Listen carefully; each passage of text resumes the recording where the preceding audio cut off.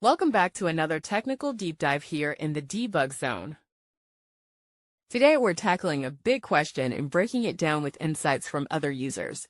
Hopefully this clears up some misconceptions and helps you get the answer you need. So buckle up, stay a little curious, and let's jump right in.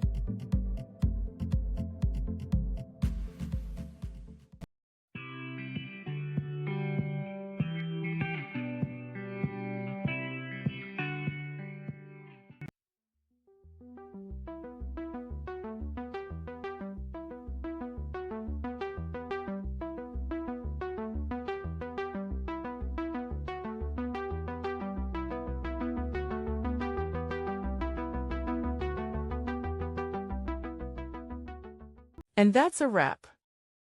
I hope you found the answer you were looking for.